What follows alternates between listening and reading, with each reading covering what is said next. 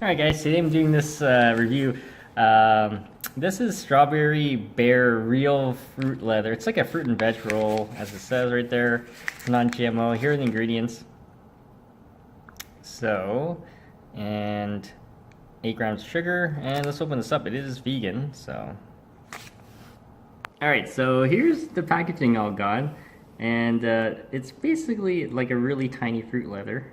Let's do a quick taste test.